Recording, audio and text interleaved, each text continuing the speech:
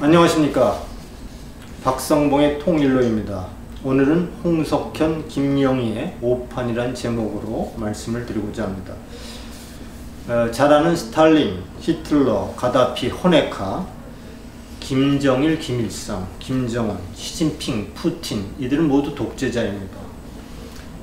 이들의 독재가 장기적으로 가능한 것은 대중의 압도적인 지지가 있어서입니다. 독재자와 권력을 나누는 언론이 대중을 개돼지로 만들기 때문이며 자칭 지식인들이 곡학아세, 권력에 아부하는 속성 때문이라고 볼 수 있습니다. 독재자는 스스로 권력을 포기하는 법이 없습니다. 독재자는 따라서 막강한 비밀 경찰을 운영하며 저항 세력을 탄압합니다. R2P, Responsibility to Protect 라는 규정이 있습니다. 독재 국가가 국민의 책임을 보호할 책임을 다하지 않을 때 유엔 등 국제사회가 개입해 그 국민을 보호할 의무가 있다는, 개입해도 된다는 원칙이고, 이 R2P의 북한도 대상국에 포함되어 있습니다. 김정은 이미 장성택, 현영철 등 100명 이상의 측근을 채용한 데 이어 이복형인 김정남마저도 독극물로 살해한 무자비한 독재자입니다. 문재인 정권의 용어로 치면 적폐 중에 적폐라고 볼 수 있습니다. 독일 언론은 김정은의 독재자, 딕타토라는 수식어를 붙입니다. 하지만 내로남불, 김정은을 만나고 돌아온 특사단은 김정은에 대해서 식견이 넓고 배려심이 큰 지도자라며 칭찬 일색입니다. 이러한 북바라기들은 북한 흔적 지우기에도 혈안입니다. 최근 개정된 교육교재에는 분단 이후 북한이 자행한 수백 건의 침략행위가 삭제되어 있다고 합니다.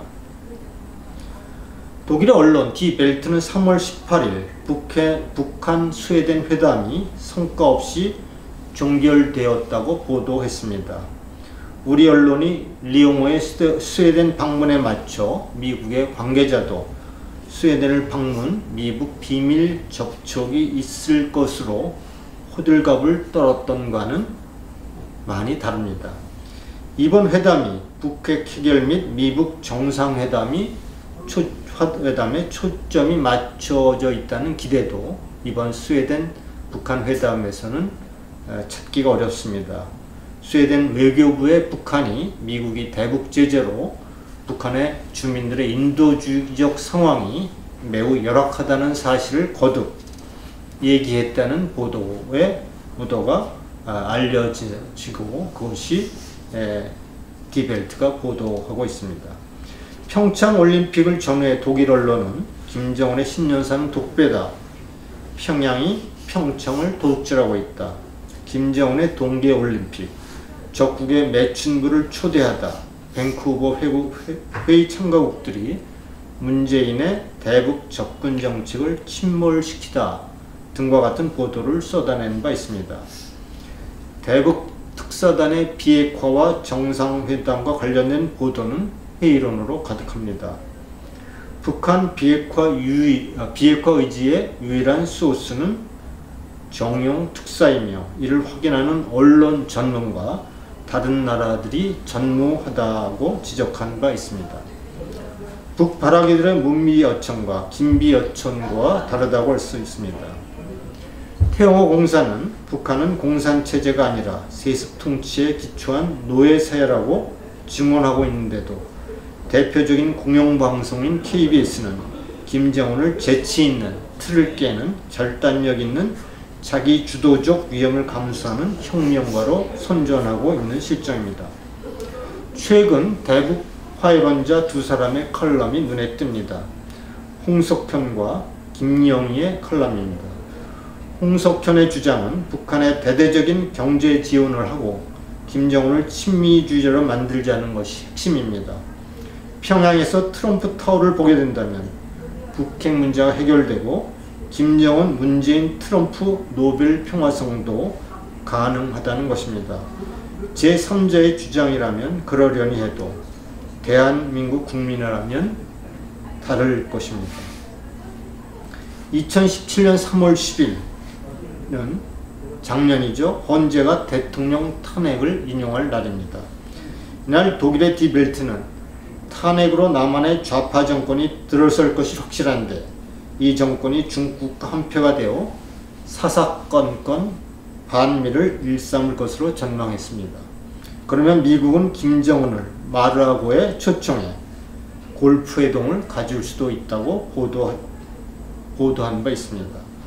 남한 정부가 친중 노선을 걷고 반미에 앞장선다면 미국이 대북 정책을 바꿀 수도 있다는 경고성 보도였습니다. 냉혹한 국제 정치의 현실을 지적한 보도라고 볼 수 있습니다.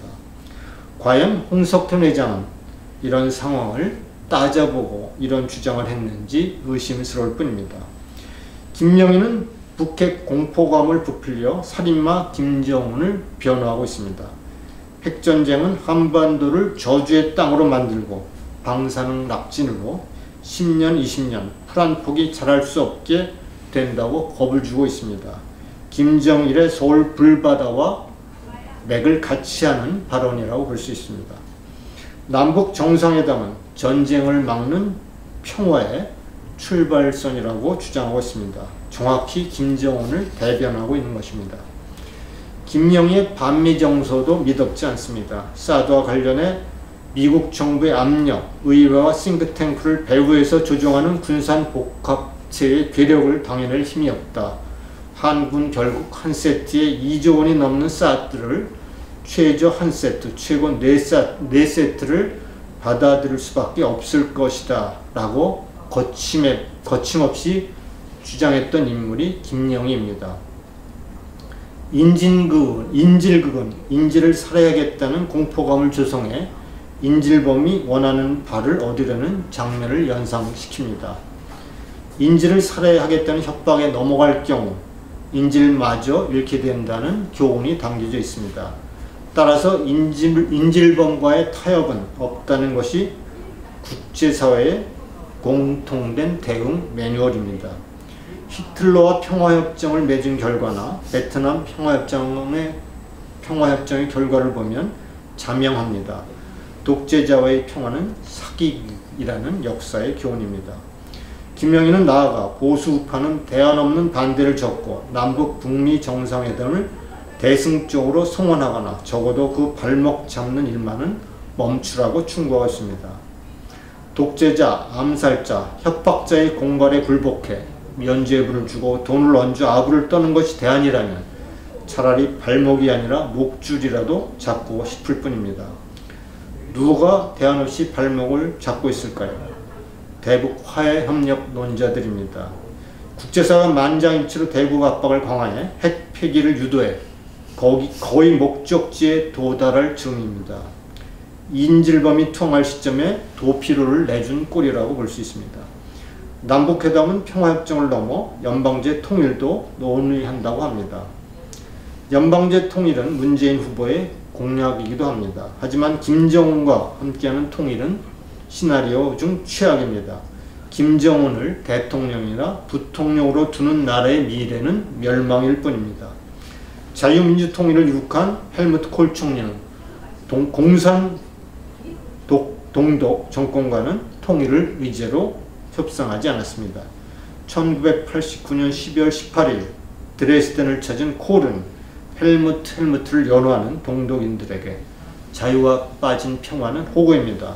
여러분 자유를 위해 투쟁하십시오. 신의 가호가 함께 할 것입니다. 라고 연설했습니다. 역사를 잊은 민족은 미래가 없습니다. 감사합니다.